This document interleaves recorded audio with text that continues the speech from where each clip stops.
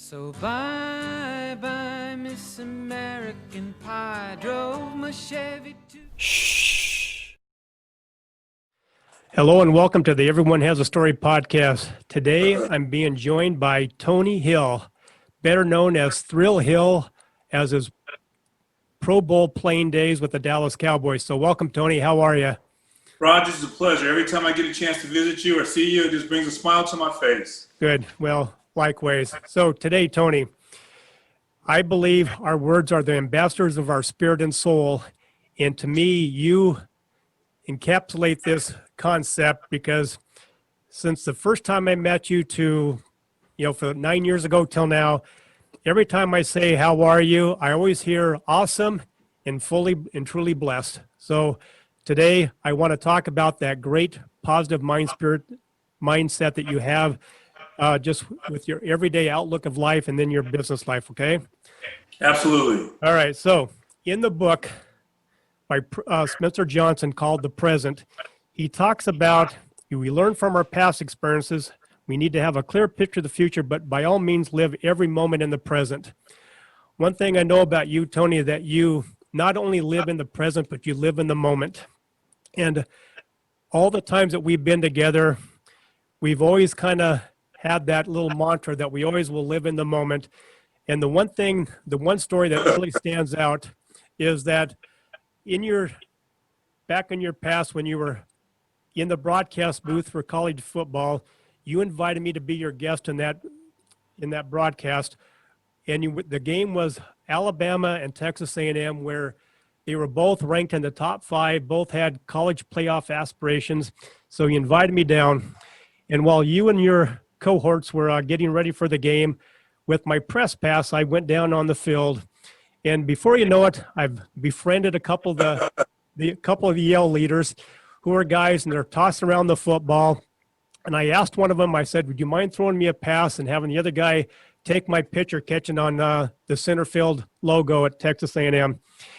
And he said, sure, no problem. And right before he was going to throw it, here came Alabama out for their final warm-up. So the Yale leader said, let's wait to see where they all separate into their little training areas, and then I'll throw you the pass, but it's got to be quick. And I said, sure, no problem. So once Alabama's team got all situated, he said, okay, if we're going to do it, we got to do it now. So I'm dressed in slacks and in loafers, and all of a sudden he's throwing the pass, but he's throwing it a whole lot further than what I thought he was going to. So now I'm having to sprint in my dress shoes for this pass. And as I'm getting closer to the ball, I can see the logo underneath me, and I can see this probably 300-pound offensive lineman from Alabama standing there.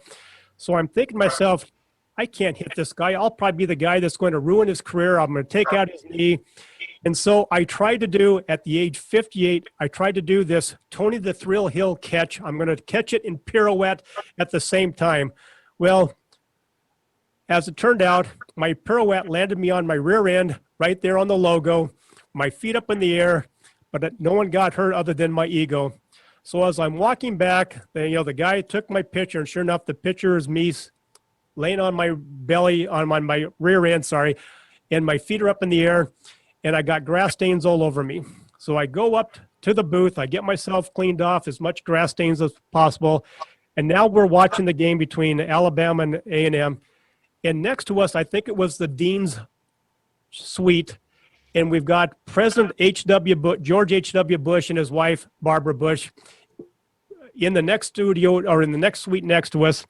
And there's that glass wall. So every time Texas A&M did something good, George Bush and I would thumbs up each other. So at halftime, instead of going to the lunch where all the guys in the press were allowed, I went to the right, and I wanted to go see if I could meet George Bush. And his secretary said, let me see what we can do. Where are you going to be? And I said, I'm going to be in the lunch line. So I join you in the lunch line. We're standing there with our empty plates, and she comes and says, you can meet George Bush now if you want to. So I grabbed you, and you're saying, where are we going? I go, we're going to go meet Bush. You said, how does this happen? I said, don't worry about it, Tony. Let's go meet George Bush. So we get in there. We meet George and Barbara Bush. We get a couple pictures taken with him. And after that, Barbara Bush started, if I remember right, started flirting with you. So you're over talking with Barbara Bush, and I'm standing there alone with President Bush in his wheelchair. And he looks down at my leg and he sees the grass stain and he kind of hits my pant leg and says, "You couldn't wear clean trousers to the game?" and I explained to him, I said, "Well, actually, George, they were clean before I got to the game, but I was being a young man again. I went for a catch and I ended up tumbling when I caught the ball there at center field or at the midfield." And he looked at me and he goes, "That was you down there?" So that's my story with George Bush and our introduction to George Bush. So anyway, now let's get down to business. I know that we're going to talk sports because I love talking sports with you and I love talking positive mindset with you. And I know that we both agreed that the great Vince Lombardi, his quote saying, "Motivation is for amateurs, professionals never need motivating." So that's going to be really the context to our conversation today. So Tony, before we get entered, or give you a chance to introduce yourself, let me thank a couple sponsors real fast and then we're going to get right to you, okay? Okay, I want to thank Rebecca at Custom Bookkeeping and Accounting for delivering trustworthy bookkeeping services since 2003. BD Local Podcast Studio. Thank you, Tim and Sadie, for the use of your great studio and all your efforts on making me look and sound better. Stephen at Buller Accounting, giving business owners depth and insight to their numbers. Eric and his team at Ivy Cat Web Design, the real superheroes of web development and design. And finally, Jennifer and Gene at the Seavers Real Estate Team, serving Pierce and Kitsap counties with their home buying and selling needs. All right, Thrill Hill, tell everybody in the audience about you. Well, let me preface this conversation by alluding to, or actually referencing your story in terms of the Alabama Texas A&M game. First of all, everybody has their story. That's Roger's version. Now I'm going to give you my version, okay? So first of all, FYI, we go to the game and we go to. I've never been to a tailgating party. Never in my career. As a player, I've always wanted to. I always used to envy all the individuals who were tailgating while we were playing. I thought there's nothing sweeter than being able to just eat, pig out, enjoy food, and then go watch a game.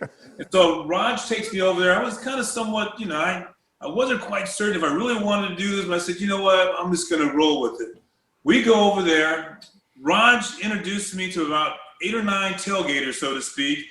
Next thing I know, I'm taking photo ops with everybody on campus over there, along with sampling everybody's food over there. And as a result, I take one of these brontosaurus chicken legs or turkey legs up to the booth. Now understand this, we get food, as much food as we like. I mean, as much as we want, but no, we bring food to the event. And I've got this big old brontosaurus burger or turkey leg, and they're asking me all about it. Where'd you get that from, man? You're lucky, blah, blah, blah.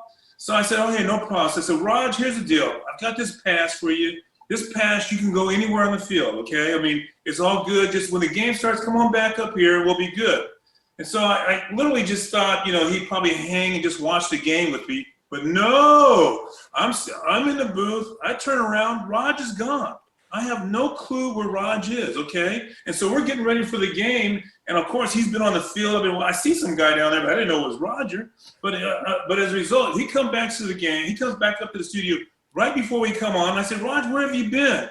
He's got grass stains on his knees over here. He's perspiring over here. And I'm thinking, what freaking happened? And over here, he said, Tony, remember he said, just stay on the sideline, just do this, just do that? Well, he literally took me to point and do that. He dove for a pass. I mean, he's literally got grass stains. I haven't seen grass stains on an individual since I was 7 years old. So I just want to give you some insight from that perspective. With that being said as well, I know this is a preface of it. With that being said as well, next door to us is the president.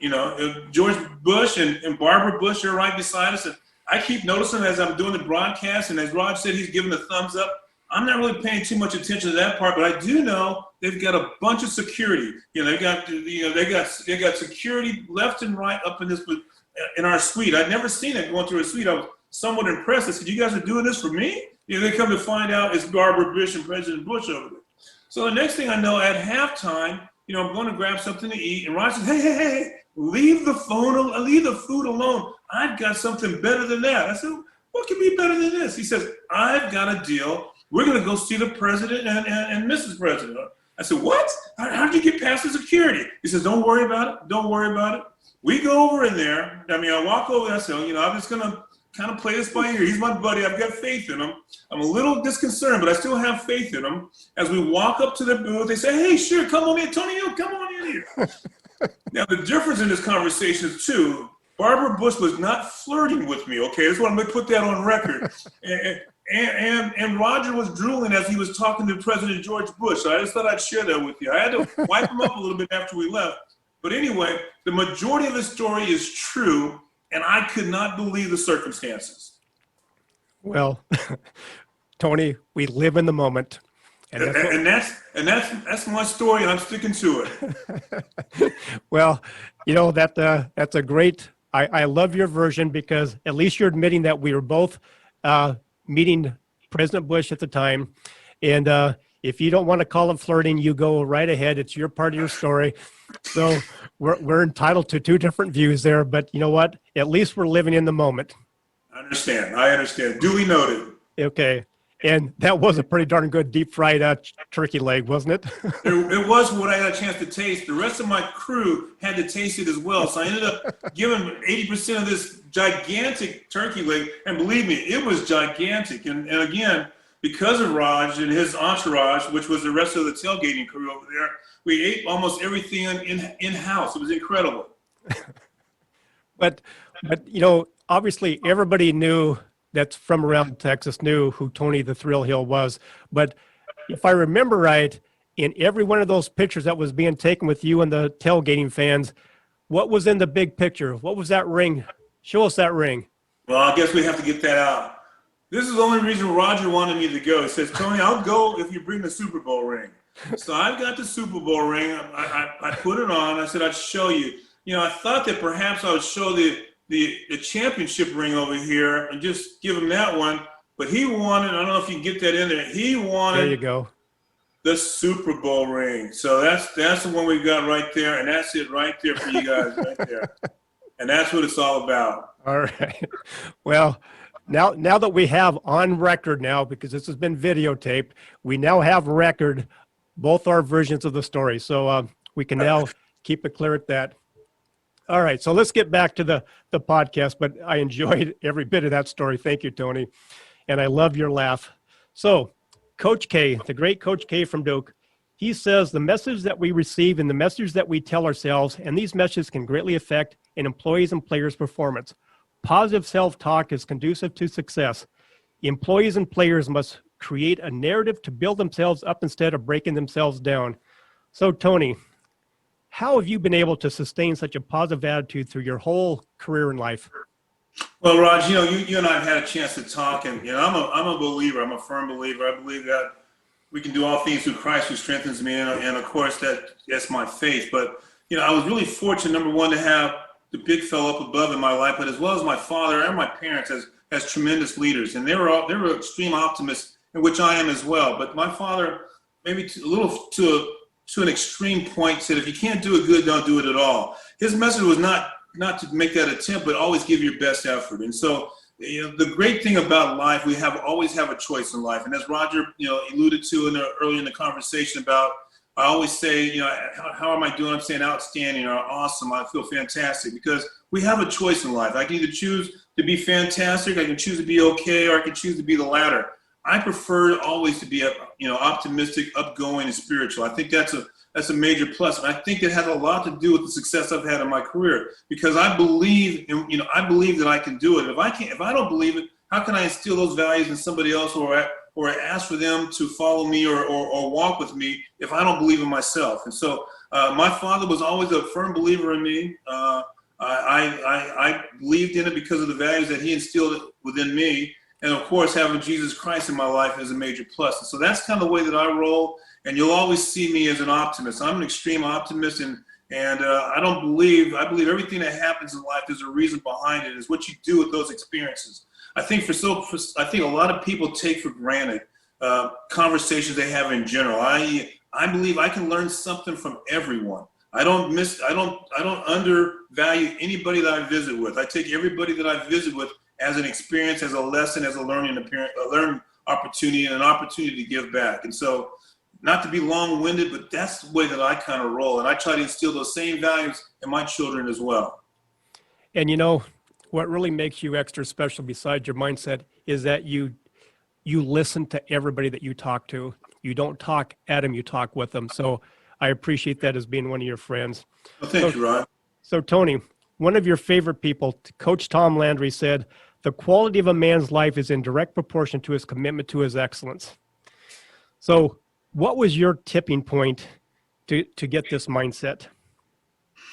Well, I think, Roger, we alluded to, again, I keep using the word alluded to, but we had a chance to visit. And I think that, everybody thinks as becoming a professional athlete or reaching the level of success that I had as an athlete, that everything was given to me. And it's not. And in most cases, it's probably the extreme opposite. There's endeavors, there's hurdles, there's obstacles, there's lessons that go through the process. And as a quarterback, I was a quarterback in high school. I idolized Roger Staubach. I wore number 12. I threw for over a couple thousand yards. I rushed for over 1,000 yards. And on my team, my senior year, we went 11-1. And on that team, I was the only one to receive a scholarship.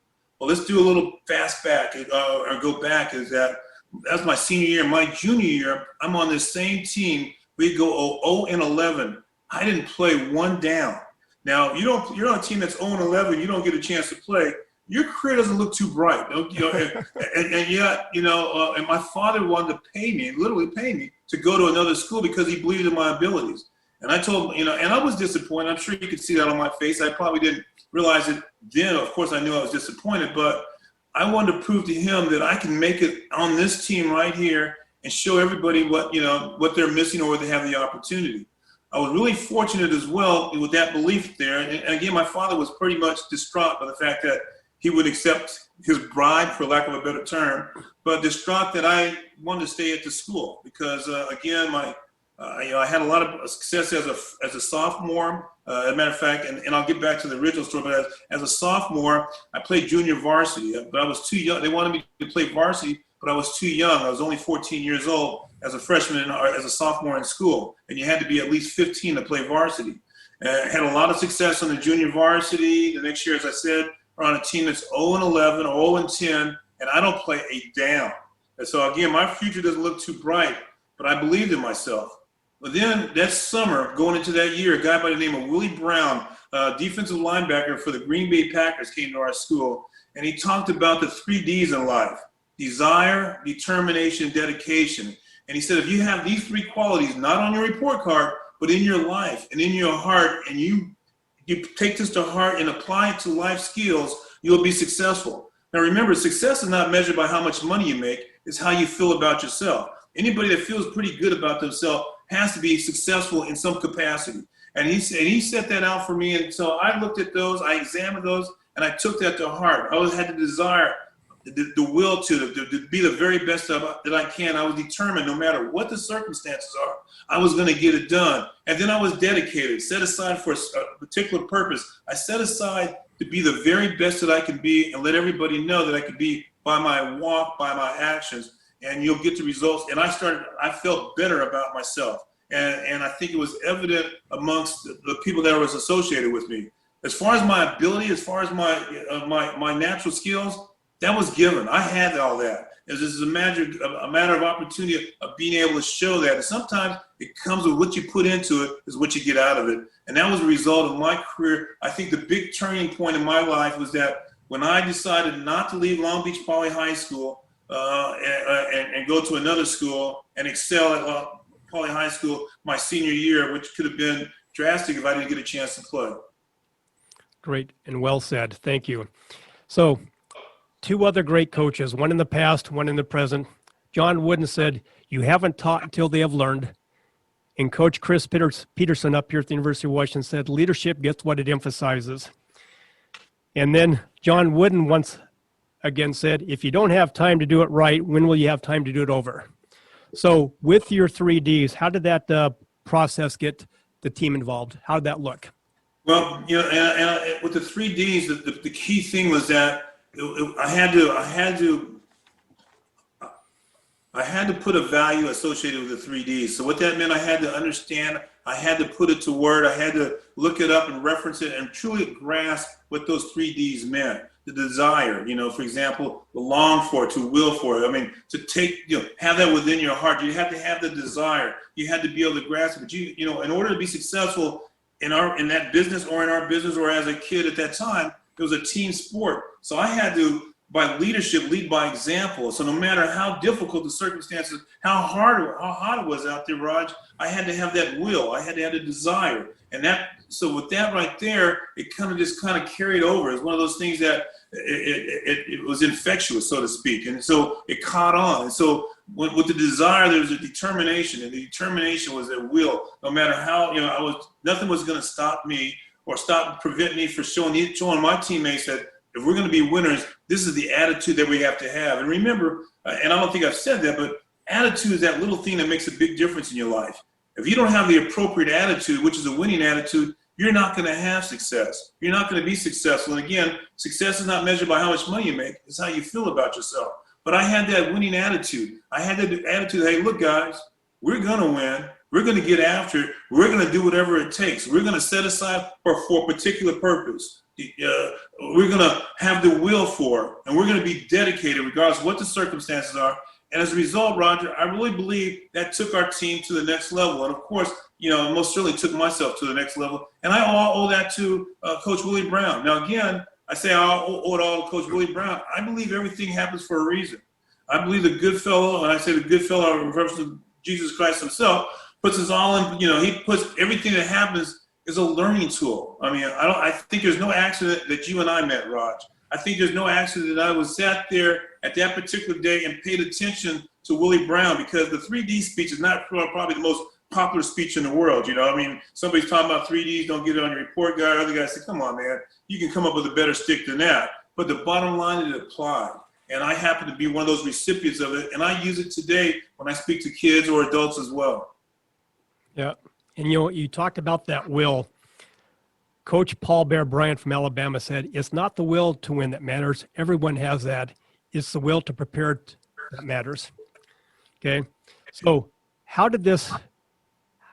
what obstacles did you really get presented with? And then how did you overcome them when you're trying to teach this 3Ds to yourself and to the team or to your staff? Well, I think it's applicable, Roger. We talk about two things. Again, we talked a little bit about my high school and the transition from being on a team that was 0-11 or 0-10 and not playing, and then making it in high school and going to the playoffs, receiving a scholarship, going to Stanford. Well, those same things apply to me as well as a professional athlete. My rookie year, when I came to the Dallas Cowboys, and as crazy as this may be, this is a Super Bowl team, or team that's going to the Super Bowl, a bunch of stars. I had Roger Staubach, Drew Pearson, Tony Dorsett, Billy Joe Dupree, Robert Newhouse, Randy White, who we call Manster. And of course, for some of your listeners who may be too young about it, all these guys I'm talking about are Hall of Famers over here. We had Hollywood Henderson, Cliff Harris, Charlie Waters. I mean, we had an all-star squad. But when I came to that, and you're talking about having the right mindset, I didn't come to the Dallas Cowboys to make the team.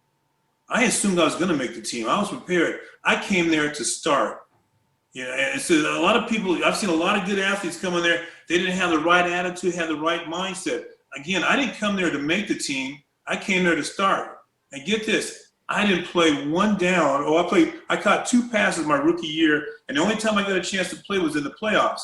Well, the point to that story is that I didn't play very much. I was behind Drew Pearson, who was one of the top receivers in the NFL and perhaps going into the Hall of Fame. I had to find a way. How was I going to get out there? How was I going to separate myself? How was I going to make Tony Hill relevant to have a chance to compete for the Dallas Cowboys?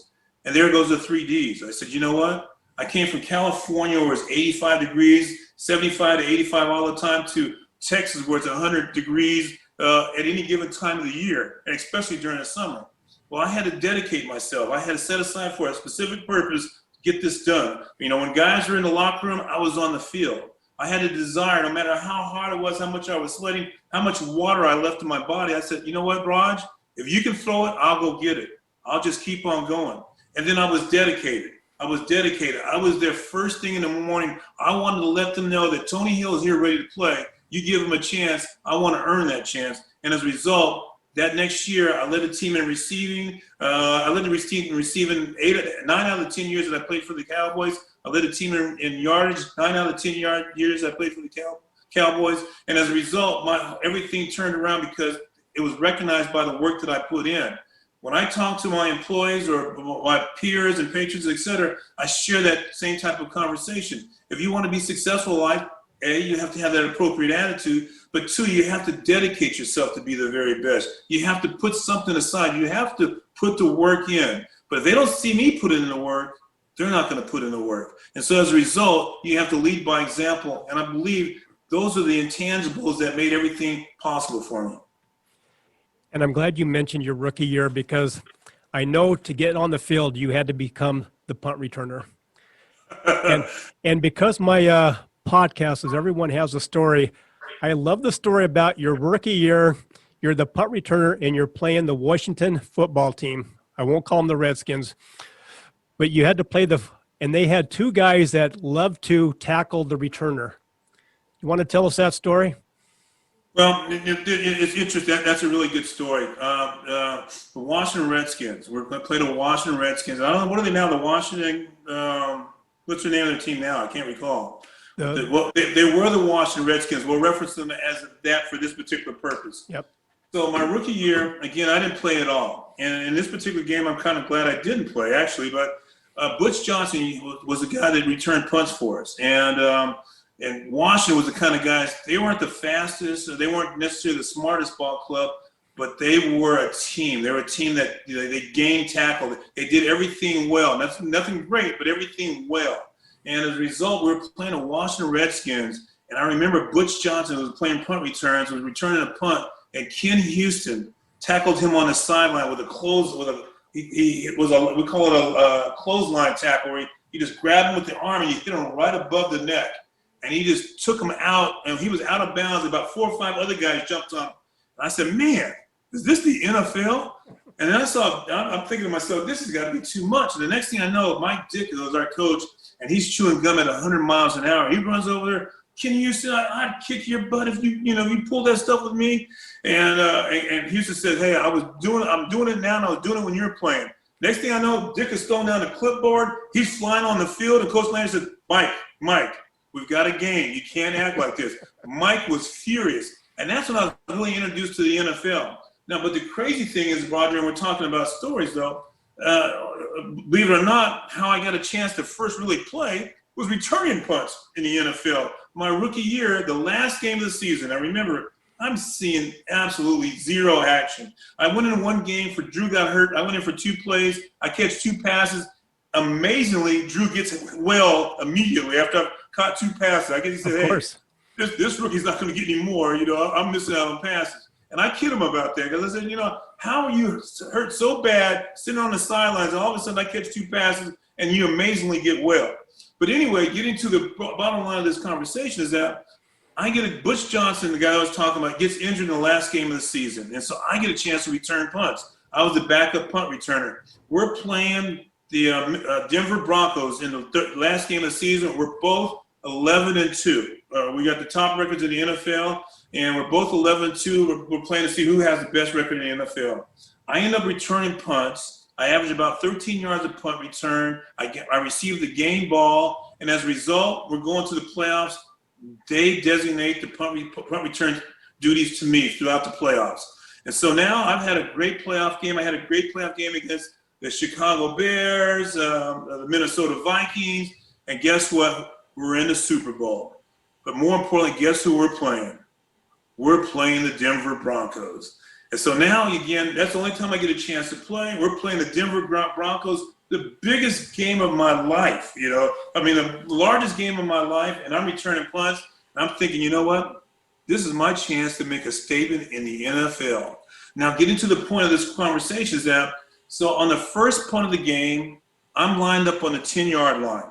There's a rule in the NFL that if you're on a 10-yard line and the ball goes over your head, let it go. So the punter kicks the ball. He's a left-foot punter. He punts the ball. I'm on the 10-yard line, and I can see the ball high, and it's going over my head. But no, I'm not going to let it go. This is my chance to be MVP. If I catch this, I can take this the distance. I've had success. I've already proven it. I received a game ball against these guys. Tony, this is your game. So I look up in the air. I take a step back. I look down at the guys coming. I look back up in the air. I look back and I see these guys coming. And I see two guys on the outside. And I'm thinking that if I catch this ball, all I got to do is give a move, and I'm off to the races. Well, the next thing I know, I catch the ball on the 3-yard line. Number one, I'm on the 3-yard line. The guy hits my arm, and the ball pops out.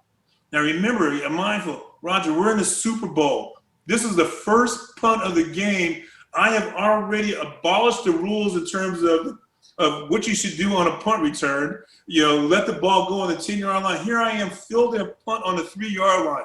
The odds of me taking that more than 5 yards are probably improbable. But no, that little voice says, you can do it, Tony. You can do it, Tony. And as a result, I catch the ball. Guy hits my arm, and the ball pops out. You're talking about God being on your side, and that's the only one I can hold as a testament. I had no idea where this ball was. I didn't have a clue. As a result, I ended up recovering the punt. We're on the 2-yard line. I recover the punt. I got everybody on top of me. It's a miracle. I'm going to the sideline. I've got Randy White, Harvey Martin. These guys are Super Bowl MVP. They're just giving me the business. I mean, I'm a rookie, number one. I'm the youngest guy in the NFL. I was 20 years old when I came to the NFL. I'm the youngest guy in the league. You would think these guys would say, hey, man, that's all right. Get your head back in the game. We're ready to go. But no. These guys say, if you ever pull that crap again, buddy, you better watch out. And I'm paraphrasing this conversation. There was no sympathy for me at all, Raj. I mean, I'm thinking you got to have a heart, for the guy. Not at all. I ended up going to the sideline. I fair caught the remaining of the balls just to make sure that I didn't pay for it. As a result, that was my experience in the Super Bowl. A guy returned the punt on the 3-yard line. I am so glad we won that game because I never would have been able to live that down. Yeah, and that I'm such a big Denver Bronco fan. I'm glad you brought up that story for this podcast. So thank you very much for that. I thought you'd appreciate that. Yeah, I do. Now, I know that your coach at that time, Tom Landry, said, I've learned that something constructive comes from every defeat. Obviously, you learned something that you were never going to make that mistake again. But one of my favorite quotes is from Vince Lombardi again, if you can't get fired with emotion, you will be fired with emotion. I just love that quote. So now, with that being said, Tony, who holds you accountable? Well, Raj, when you say who holds you accountable, obviously the big guys in my life. I reference them as a big guy, but I hold myself accountable. I believe it starts right here, and I believe with the values that are instilled within my mindset, it enables me to prosper. And I think that you have to believe in order to achieve. You have to be that. You have to be that person. You have to be willing to believe in the intangibles to make the tangibles possible. You must have dreams or vision in order to have somewhere to go. When you set goals and appropriate goals and you have a roadmap, those are perfect because it enables you, it gives you a destination, it gives you a roadmap in terms of how to get there. But in order to get there, you have to drive that cart. You have to instill these values in yourself and believe that you can achieve. You can always use assistance. There's no question about that. But if you don't start from the top, if you don't take that initiative, then it's going to be very difficult to achieve any of your goals. And, my father, he helped me figure it out. When I say help me figure it out, Anthony, he called me Anthony. He said, you can figure it out. I'm here, but I'm not going to just give it to you. You've got to earn it. And as a result, it encouraged me to go out there and make things, experience, check things out, and make things happen. And so I hold myself accountable for my actions and no one else. And that's great advice. So before I get to the last question, I want you to take your camera and I want to pan back behind you with all your memorabilia back behind you. Well, we just moved. We just got some of it in here. That's all right. Up here to the right over here. Can you see that over here? I don't know if you can see it good, but there's a couple pictures over here. The most famous one is this picture. I'm going to try to get it in there for you. I don't know if you can see that. I don't know my camera. That's Roger Staubach, Tom Landry, Drew Pearson real huddle right before the Super Bowl. And I stroll around in my beautiful life. See where we are. Again, I think I just have to do the panorama because obviously I'm an amateur at this. Yeah, that's all right. But the balls that we have over here, things that we have on the wall, there's a bunch of balls that are most certainly inside our cabinet over here. I kind of feel I'm a little dizzy, so I'm sure you guys are as well. But anyway, a lot of blessings on these walls. Yeah, and thank you for sharing that. And, I know we both agree that when you're working with your staff, team meetings are very important to have. They really get a lot of good, things come from having team meetings. And I know that in football, team meetings are sometimes called huddles on the field. And I remember one story that you told me that one game you were at, I don't remember who you were playing, but Roger Staubach was your coach, and you knew that you could beat this guy, whoever's defending you, and you came back to the huddle and you said, Roger, I think I can beat this guy if you throw whatever certain pass. And his comment to you was something like, Tony, how many Heismans have you won?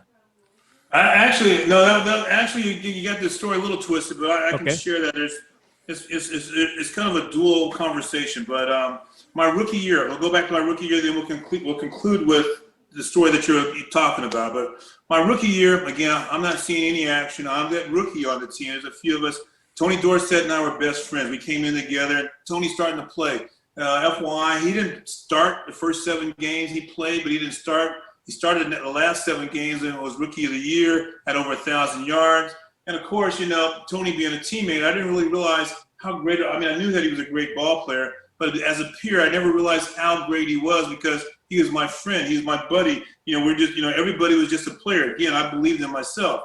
But anyway, I wasn't seeing any action. And so we're playing the Philadelphia Eagles. Roger's a quarterback. And Roger's probably one of the most sarcastic individuals you can ever meet. But he's probably, you talk about a true leader, a true captain, a true player. I would do anything for Roger as a player. He is that ultimate team player without a question. I don't think there's enough accolades that I can put in front of Roger's name that would justify how I really feel about Roger. And that's really how good he was, and that's what type of leader he was. So anyway, the rookie over here, Roger's in a game. It's toward the end of his career. Actually, he played one more year after this, but he drops back. We're on about the 30-yard line going in to score. And Roger drops back. He sets back in the huddle. He sets back in the pocket. And the next thing you know, he's taking off for the end zone, and he's like about 10 yards in front of everybody. And he's got about 15 more yards to go to score a touchdown. And a guy catches him on the 2-yard line. And, and no one else is going to say anything, but guess who did? So we're sitting in the film. We're watching. I said, Raj. Again, remember, I'm not seeing any action. I said, Raj, I remember a day you would have scored on that play. And everybody goes, woo. Little did I know I was opening a can of worms with that statement. And Roger sat there. He pondered for a few seconds. He goes, hey, Tone, how many Heisman trophies did you win? And the rest of the guys go, ooh. Bottom line is that I made no more comments in regard to that reference. Now, in regard to that pass that we're talking about, that we're playing the Washington Redskins. Now, this is one of those stories. He has his version, and I have my version, of course. But in the game, I had a really good game. And there's a guy by the name, his name was Lamar Parrish, really good defensive back, but I was having my way with him. I was a big guy, I was young. I had a really good inside move, and I could use my body. And so it was one of the most famous comebacks in Cowboy history. We ended up winning 35-34. As a matter of fact, it's probably the famous comeback in Cowboy history. And so anyway, we're on about the 5-yard line.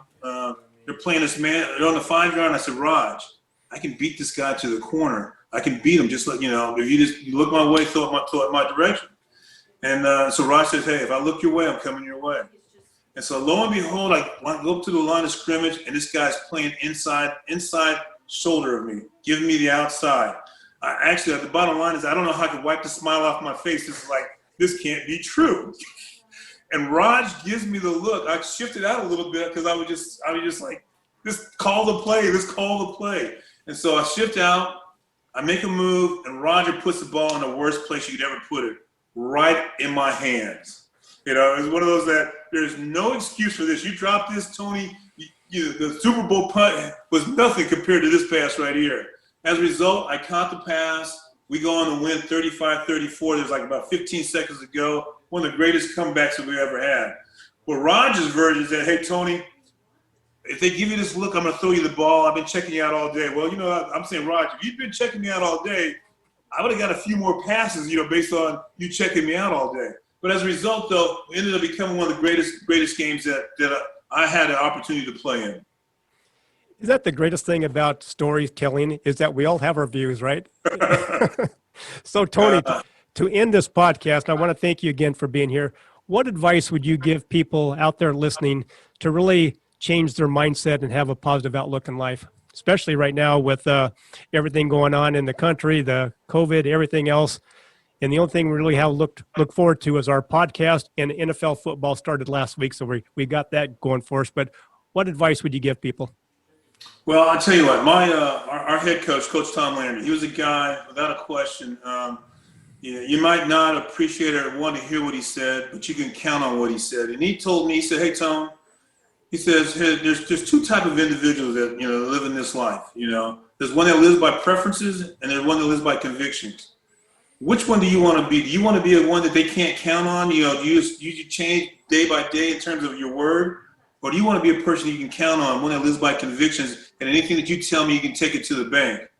And those two words, those two characteristics, those two adjectives that he described changed my life around. And I hope that it had an impact on my family as well, is that, whatever we do, stand for something, make sure that you can be counted on as far as your actions are concerned. And that's a mindset. And if you live by convictions, people will always take you at your word, as opposed to living by preferences where we can't believe anything that you say. I believe that's one of the major characteristics, as I mentioned, attitude and desire, determination, dedication. But this is a mindset. Preferences or convictions, which one are you going to be today?